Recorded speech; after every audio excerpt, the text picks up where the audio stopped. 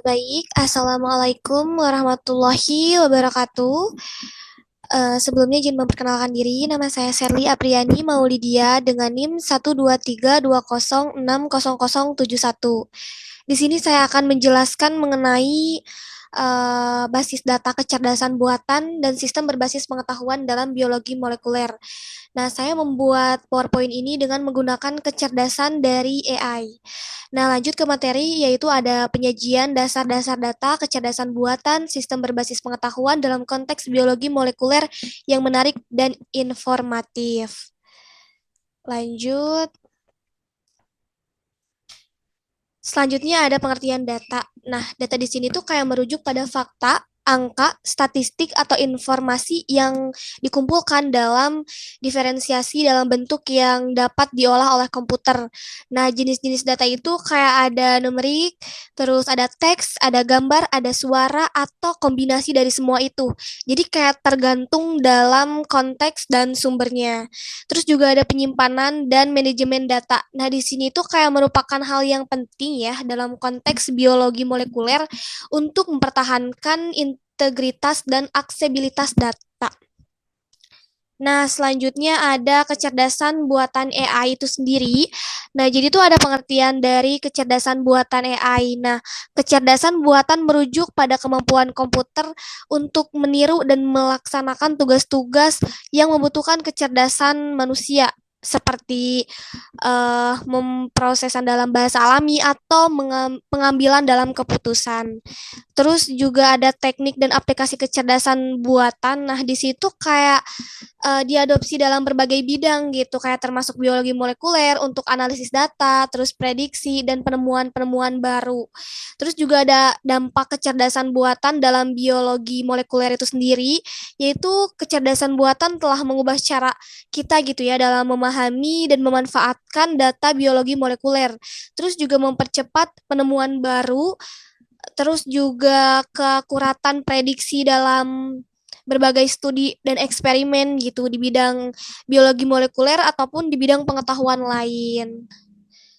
Lalu selanjutnya ada sistem berbasis pengetahuan. Di sini ada tiga faktor ya. Yang pertama itu konsep sistem berbasis pengetahuan. Nah, ini tuh kayak menggunakan pengetahuan yang diprogram untuk memecahkan masalah yang kompleks gitu.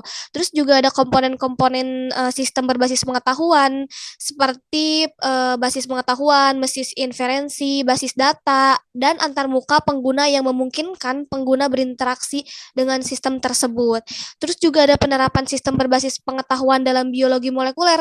Nah, ini juga penting ya, karena kan pengetahuan dalam biologi molekuler itu dapat membantu dalam analisis data, prediksi, terus juga ada deteksi pola, dan pengambilan keputusan berdasarkan pengetahuan ahli di bidang ini. Selanjutnya ada juga manfaat-manfaat ya, mungkin manfaatnya juga banyak banget buat pengetahuan, bukan hanya di bidang biologi molekuler, tapi juga di bidang-bidang pengetahuan lain. Namun di sini saya akan memaparkan secara ringkas ya, dalam pemanfaatan AI yaitu dalam bidang biologi molekuler. Nah, di sini kan ada pemanfaatan kemampuan programan AI ya dalam bidang biologi molekuler.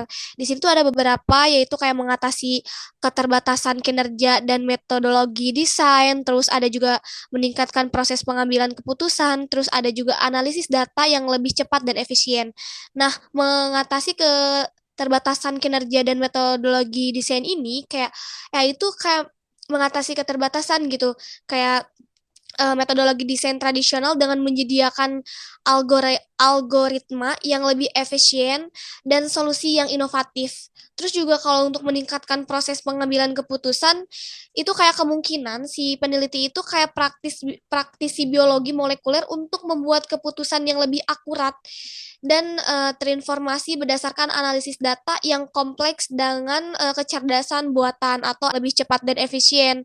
Nah, ini juga dapat dilakukan dengan lebih cepat ya dan efisien, sama juga kayak tadi kayak menghasilkan wawasan baru, penemuan yang lebih baik untuk mendorong kemajuan ilmiah dari hari ini ke masa depan. Terus selanjutnya juga masih ada manfaatnya dalam sistem berbasis pengetahuan biologi molekuler. Nah, ini juga pengetahuan ahli yang disempurnakan. Nah, itu kayak berbasis pengetahuan yang memungkinkan pemodelan dan penggunaan pengetahuan ahli dalam biologi molekuler ini menghasilkan solusi yang lebih akurat dan efektif. Terus juga prediksi yang lebih baik dengan menyatukan data dan pengetahuan yang ada. Terus juga ada penemuan baru yang menginspirasi gitu ya, menginspirasi kita semua. Sistem berbasis pengetahuan memungkinkan peneliti biologi molekuler untuk mengeksplorasi data dengan cara yang berbeda dan menemukan keterkaitan yang tidak terduga, kayak membawa kepada ide-ide baru dan kemungkinan penelitian masa depan yang menarik. AI itu sendiri juga telah membawa kemajuan besar ya, apalagi di zaman sekarang di era globalisasi teknologi, bukan untuk pengetahuan aja tapi banyak hal. Nah, di sini juga AI itu sendiri juga banyak manfaatnya ya, kayak untuk bidang pengetahuan, penelitian. Nah, termasuk dalam materi ini benar-benar membantu banget dalam bidang biologi molekuler. Nah, memungkinkan kita untuk dapat memahami, menganalisis, memanfaatkan data tersebut dengan cara yang lebih cepat, efektif, dan efisien dan juga cerdas. Nah, jadi singkatnya bahwa AI itu benar-benar ngebantu kita ya di zaman yang sekarang ini dalam ilmu pengetahuan yang lebih bermanfaat dan juga cerdas. Jadi mungkin itu saja yang dapat saya sampaikan mengenai materi ini.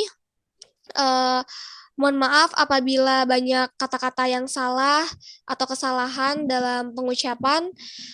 Semoga materi yang saya bawakan dapat bermanfaat. Wassalamualaikum warahmatullahi wabarakatuh. Terima kasih.